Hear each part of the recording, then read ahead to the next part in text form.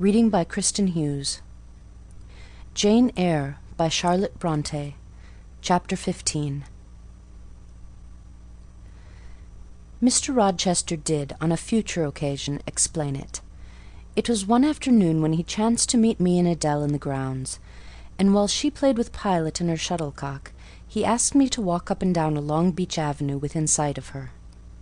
He then said that she was the daughter of a French opera dancer, Céline Varens, toward whom he had once cherished what he called a grande passion.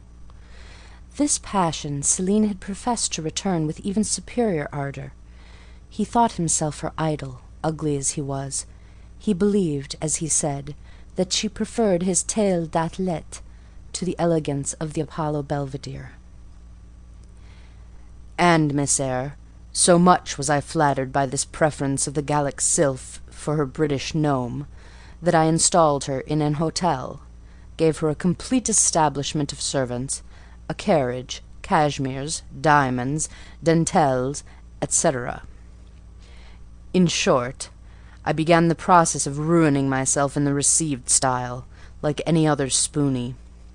I had not, it seems, the originality to chalk out a new road to shame and destruction, but trode the old track with stupid exactness, not to deviate an inch from the beaten centre.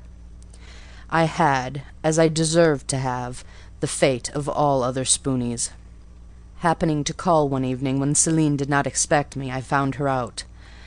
But it was a warm night, and I was tired of strolling through Paris, so I sat down in her boudoir, happy to breathe the air consecrated so lately by her presence. No, I exaggerate. I never thought there was any consecrating virtue about her. It was rather a sort of pastille perfume she had left, a scent of musk and amber, than an odour of sanctity. I was just beginning to stifle with the fumes of conservatory flowers and sprinkled essences, when I bethought myself to open the window and step out onto the balcony. It was moonlight and gaslight besides, and very still and serene. The balcony was furnished with a chair or two. I sat down and took out a cigar. I will take one now, if you will excuse me. Here ensued a pause, filled up by the producing and lighting of a cigar. Having placed it to his lips and breathed a trail of Havana incense on the freezing and sunless air, he went on. I liked bonbons too in those days, Miss Eyre, and I was croquant, overlook the barbarism, croquant chocolate comfits, and smoking alternately, watching meantime the equipages that rolled along the fashionable streets toward the neighbouring opera-house, when in an elegant closed carriage drawn by a beautiful pair of English horses, and distinctly seen in the brilliant city night, I recognized the voiture I had given Céline. She was returning. Of course my heart thumped with impatience against the iron rails I leant upon. The carriage stopped, as I had expected, at the hotel door. My flame, that is the very word for an opera inamorata, alighted.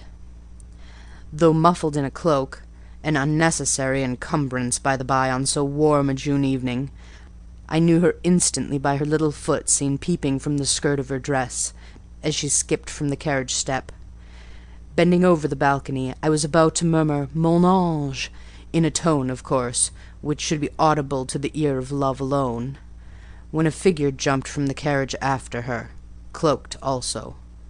But that was a spurred heel which had rung on the pavement, and that was a hatted head which now passed under the arched porte-cochere of the hotel. You never felt jealousy, did you, Miss Eyre?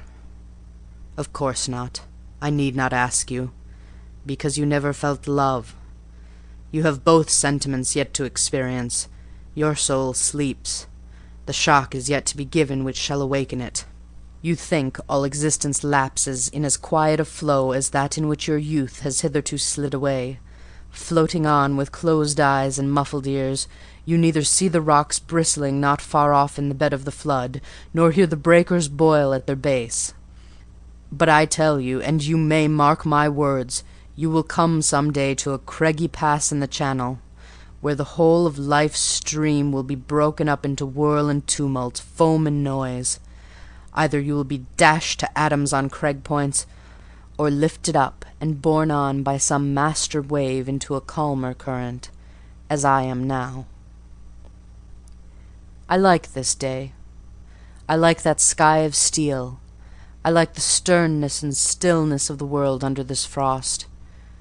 I like Thornfield, its antiquity, its retirement, its old crow trees and thorn trees, its grey facade, and lines of dark windows reflecting that metal welkin.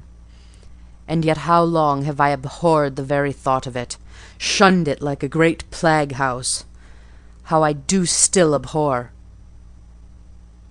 He ground his teeth and was silent. He arrested his step and struck his boot against the hard ground. Some hated thought seemed to have him in its grip, and to hold him so tightly that he could not advance. We were ascending the avenue when he thus paused. The hall was before us. Lifting his eyes to its battlements, he cast over them such a glare as I never saw before or since. Pain, shame, ire, impatience, disgust, detestation seemed momentarily to hold a quivering conflict in the large pupil dilating under his ebon eyebrow. Wild was the wrestle which should be paramount, but another feeling rose and triumphed, something hard and cynical, self-willed and resolute. It settled his passion and petrified his countenance. He went on. "During the moment I was silent, Miss Eyre, I was arranging a point with my destiny. She stood there, by that beech-trunk, a hag, like one of those who appeared to Macbeth on the heath of Forres. 'You like Thornfield?' she said, lifting her finger, and then she wrote in the air a memento which ran in lurid hieroglyphics all along the house front, between the upper and lower row of windows. 'Like it if you can, like it if you dare.' 'I will like it,' said I. 'I dare like it, and,' he subjoined moodily, 'I will keep my word. I will break obstacles to happiness, to goodness. Yes, goodness.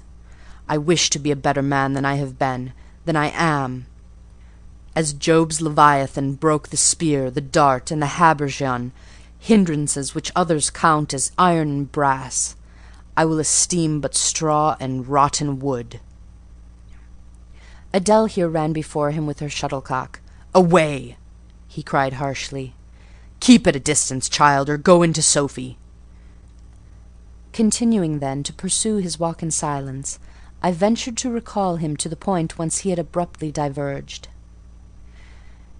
"Did you leave the balcony, sir," I asked, "when Mademoiselle Varens entered?" I almost expected a rebuff for this hardly well-timed question, but on the contrary, waking out of his scowling abstraction, he turned his eyes towards me, and the shade seemed to clear off his brow. "Oh, I had forgotten, Céline. Well, to resume. When I saw my charmer thus come in accompanied by a cavalier, I seemed to hear a hiss, and the green snake of jealousy, rising on undulating coils from the moonlit balcony, glided within my waistcoat, and ate its way in 2 minutes into my heart's core. Strange!" he exclaimed, suddenly starting again from the point. "Strange that I should choose you for the confidant of all this, young lady. Passing strange that you should listen to me quietly, as if it were the most usual thing in the world for a man like me to tell stories of his opera mistresses to a quaint, inexperienced girl like you. But the last singularity explains the first.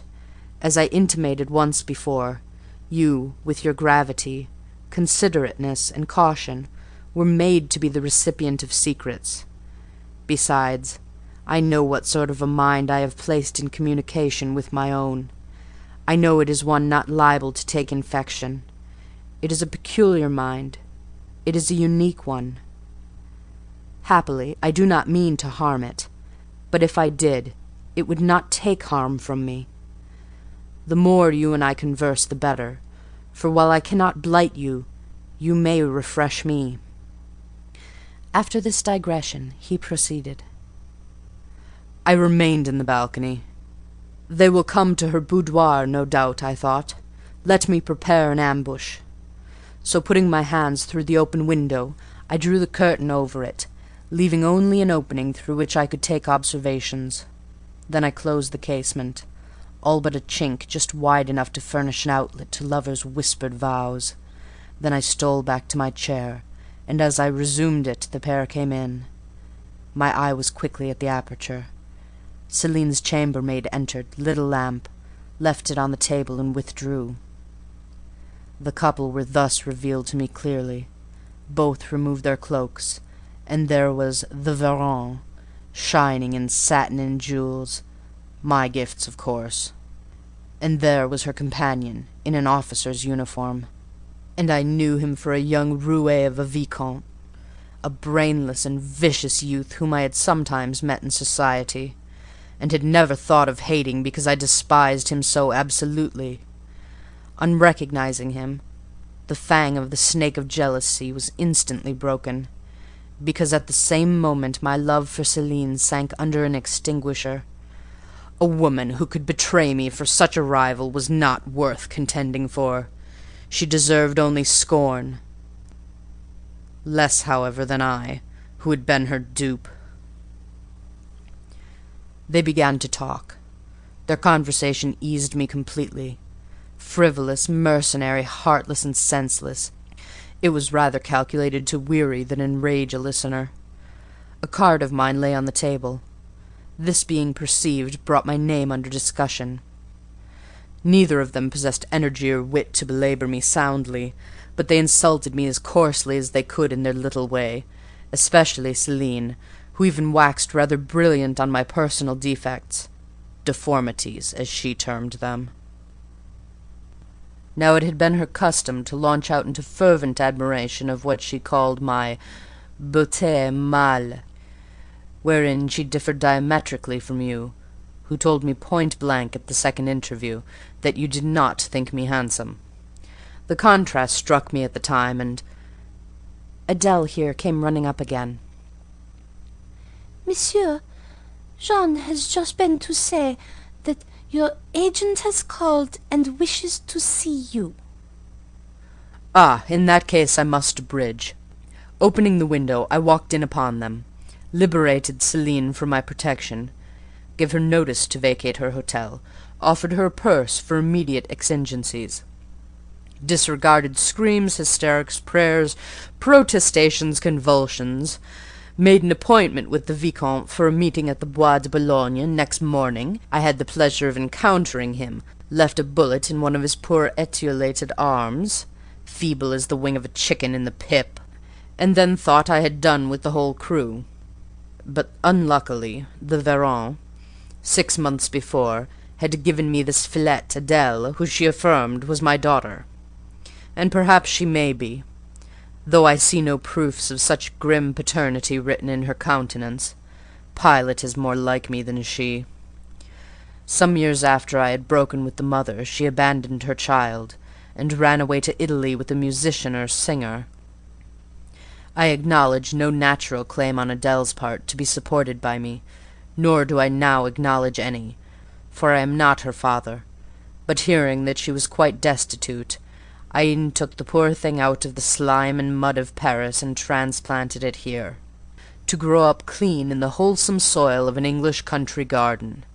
Mrs. Fairfax found you to train it, but now you know that it is the illegitimate offspring of a French opera girl, you will perhaps think differently of your post and protégé.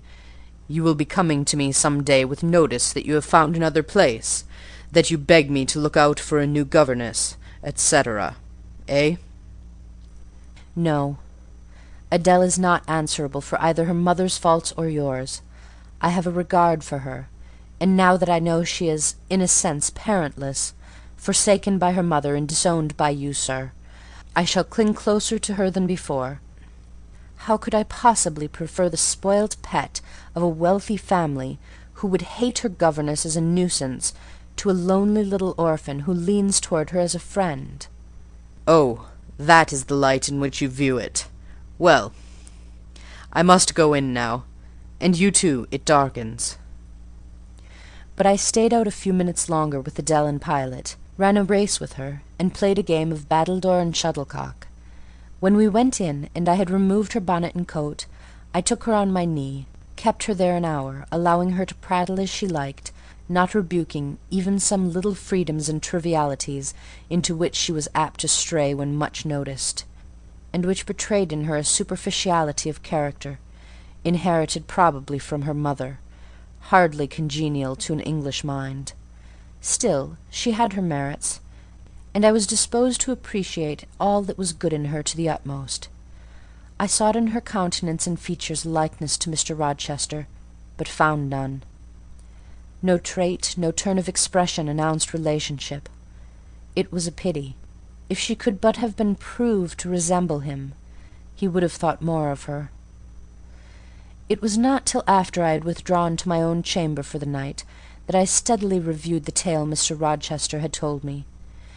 As he had said, there was probably nothing at all extraordinary in the substance of the narrative itself. A wealthy Englishman's passion for a French dancer, and her treachery to him, were everyday matters enough, no doubt, in society. But there was something decidedly strange in the paroxysm of emotion which had suddenly seized him when he was in the act of expressing the present contentment of his mood, and his newly revived pleasure in the old hall and its environs. I meditated wonderingly on this incident, but gradually quitting it, as I found it for the present inexplicable. I turned to the consideration of my master's manner to myself. The confidence he thought fit to repose in me seemed a tribute to my discretion. I regarded and accepted it as such. His deportment had now for some weeks been more uniform toward me than at the first. I never seemed in his way. He did not take fits of chilling hauteur. When he met me unexpectedly, the encounter seemed more welcome. He had always a word and sometimes a smile for me. When summoned by formal invitation to his presence, I was honoured by a cordiality of reception that made me feel I really possessed the power to amuse him, and that these evening conferences were sought as much for his pleasure as for my benefit. I indeed talked comparatively little, but I heard him talk with relish. It was his nature to be communicative. He liked to open to a mind unacquainted with the world glimpses of its scenes and ways. I do not mean its corrupt scenes and wicked ways, but such as derived their interest from the great scale on which they were acted, the strange novelty by which they were characterized. And I had a keen delight in receiving the new ideas he offered, in imagining the new pictures he portrayed, and following him in thought through the new regions he disclosed, never startled or troubled by one noxious illusion. The ease of his manner freed me from painful restraint. The friendly frankness, as correct as cordial, with which he treated me, drew me to him. I felt at times as if he were my relation rather than my master. Yet he was imperious sometimes still, but I did not mind that. I saw it was his way. So happy, so gratified did I become with this new interest added to life, that I ceased to pine after kindred. My thin crescent destiny seemed to enlarge. The blanks of existence were filled up. My bodily health improved. I gathered flesh and strength. And was Mr. Rochester now ugly in my eyes? No, reader. Gratitude, and many associations, all pleasurable and genial, made his face the object I best liked to see. His presence in a room was more cheering than the brightest fire. Yet I had not forgotten his faults. Indeed, I could not, for he brought them frequently before me. He was proud, sardonic, harsh to inferiority of every description. In my secret soul I knew that his great kindness to me was balanced by unjust severity to many others. He was moody too, unaccountably so. I more than once, when sent for to read to him, found him sitting in his library alone, with his head bent on his folded arms, and when he looked up, a morose, almost a malignant scowl blackened his features. But I believed that his moodiness, his harshness, and his former faults of morality, I say former, for now he seemed corrected of them, had their source in some cruel cross of fate. I believed he was naturally a man of better tendencies, higher principles, and purer tastes than such as circumstances had developed, education instilled, or destiny encouraged. I thought there were excellent materials in him, though for the present they hung together somewhat spoiled and tangled. I cannot deny that I grieved for his grief, whatever that was, and would have given much to assuage it.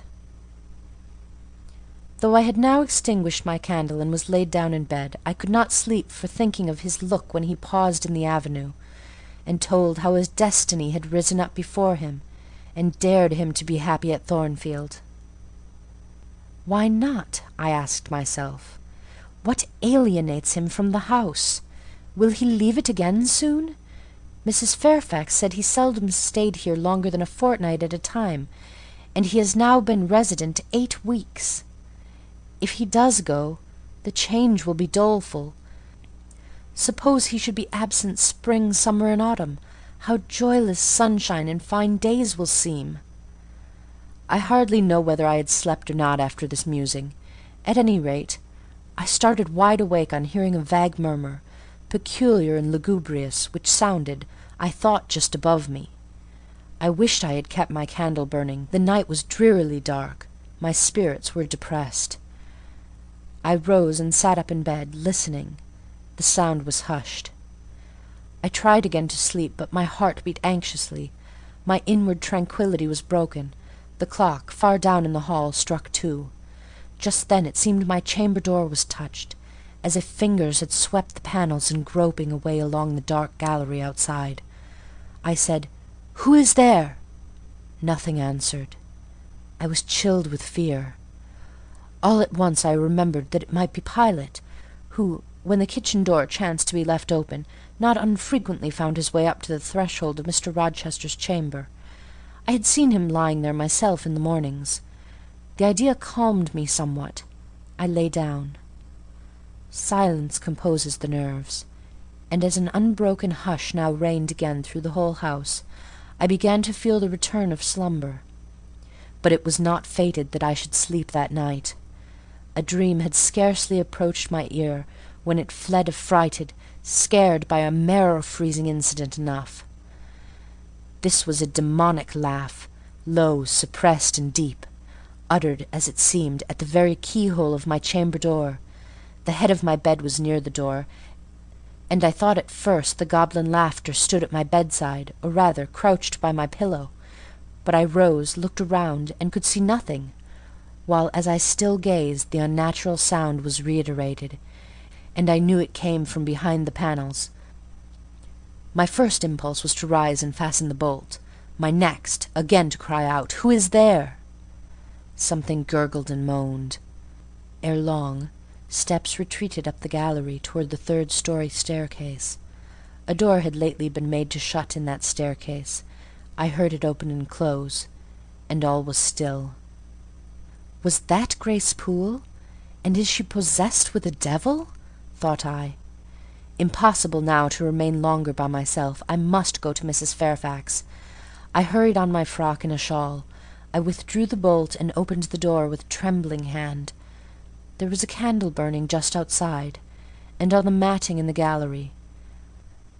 I was surprised at this circumstance, but still more was I amazed to perceive the air quite dim, as if filled with smoke. And while looking to the right hand and left, to find whence these blue wreaths issued, I became further aware of a strong smell of burning. Something creaked. It was a door ajar, and that door was Mr. Rochester's, and the smoke rushed in a cloud from thence. I thought no more of Mrs. Fairfax. I thought no more of Grace Poole or the laugh. In an instant I was within the chamber. Tongues of flame darted round the bed. The curtains were on fire. In the midst of blaze and vapour, Mr. Rochester lay stretched motionless, in deep sleep. "Wake! Wake!" I cried. I shook him, but he only murmured and turned. The smoke had stupefied him. Not a moment could be lost. The very sheets were kindling. I rushed to his basin and ewer.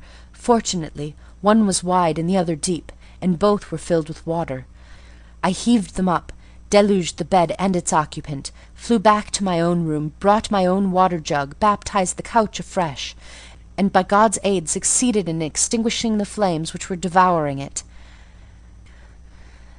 The hiss of the quenched element, the breakage of a pitcher which I had flung from my hand when I had emptied it, and above all, the splash of the shower bath I had liberally bestowed, roused Mr. Rochester at last.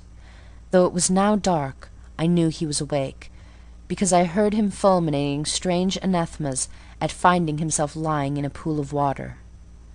"Is there a flood?" he cried. "No, sir," I answered, "but there has been a fire. Get up, do. You are quenched now. I will fetch you a candle." "In the name of all the elves in Christendom, is that Jane Eyre?" he demanded. "What have you done with me, witch, sorceress? Who is in the room besides you? Have you plotted to drown me?" "I will fetch you a candle, sir, and in heaven's name get up. Somebody has plotted something. You cannot too soon find out who and what it is." "There, I am up now, but at your peril you fetch a candle yet. Wait 2 minutes till I get into some dry garments, if any dry there be. Yes, here is my dressing-gown. Now run." I did run. I brought the candle, which still remained in the gallery. He took it from my hand, held it up, and surveyed the bed, all blackened and scorched, the sheets drenched, the carpet round swimming in water. "What is it, and who did it?" he asked. I briefly related to him what had transpired, the strange laugh I had heard in the gallery, the steps ascending to the 3rd story, the smoke, the smell of fire which had conducted me to his room, in what state I had found matters there, and how I had deluged him with all the water I could lay hands on. He listened very gravely. His face, as I went on, expressed more concern than astonishment. He did not immediately speak when I had concluded. "Shall I call Mrs. Fairfax?" I asked. "Mrs. Fairfax? No, what the deuce would you call her for? What can she do? Let her sleep unmolested." "Then I will fetch Leah and wake John and his wife." "Not at all. Just be still. You have a shawl on. If you are not warm enough, you may take my cloak yonder. Wrap it about yourself and sit down on the armchair. There, I will put it on. Now place your feet on the stool, to keep them out of the wet.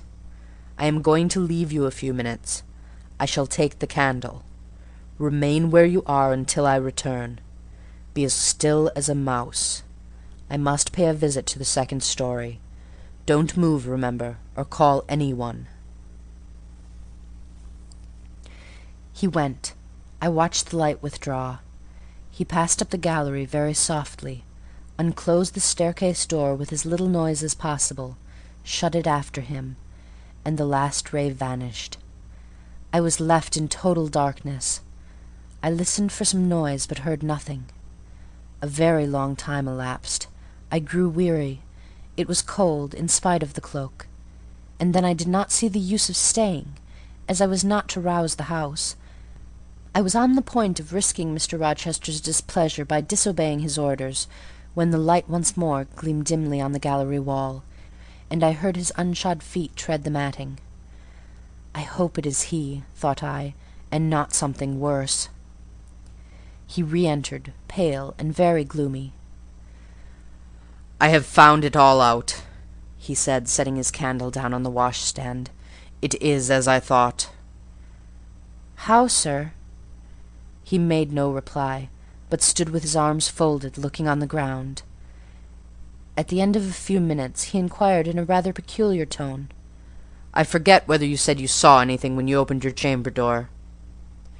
"No, sir, only the candlestick on the ground." "But you heard an odd laugh. You have heard that laugh before, I should think, or something like it." "Yes, sir. There is a woman who sews here, called Grace Poole. She laughs in that way. She is a singular person." "Just so. Grace Poole, you have guessed it. She is, as you say, singular. Very. Well, I shall reflect on the subject. Meantime, I'm glad that you are the only person, beside myself, acquainted with the precise details of to-night's incident. You are no talking fool. Say nothing about it. I will account for this state of affairs," pointing to the bed, And now return to your own room. I shall do very well on the sofa in the library for the rest of the night. It is near 4. In 2 hours the servants will be up." "Good night, then, sir," said I, departing. He seemed surprised, very inconsistently so, as he had just told me to go. "What!" he exclaimed. "Are you quitting me already, and in that way?"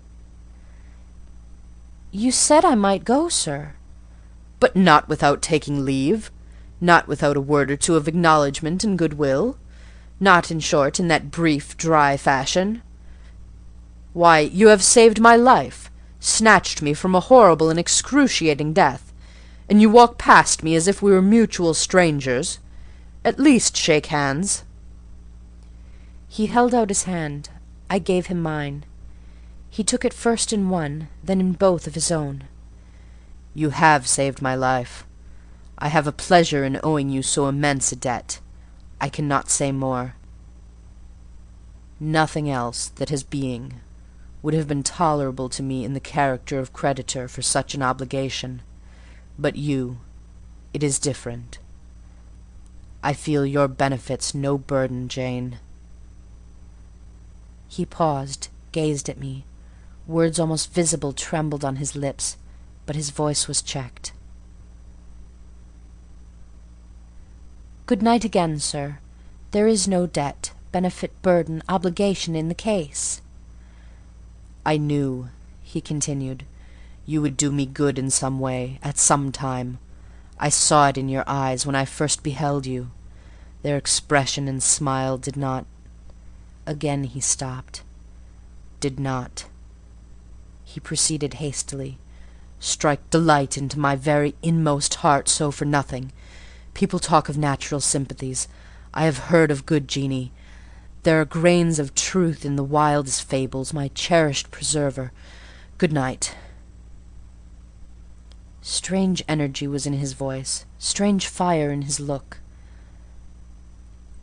"I am glad I happened to be awake," I said, and then I was going. "What? You will go?" "I am cold, sir." "Cold? Yes, and standing in a pool. Go then, Jane, go." But he still retained my hand, and I could not free it. I bethought myself of an expedient. "I think I hear Mrs. Fairfax move, sir," said I. "Well, leave me." He relaxed his fingers, and I was gone.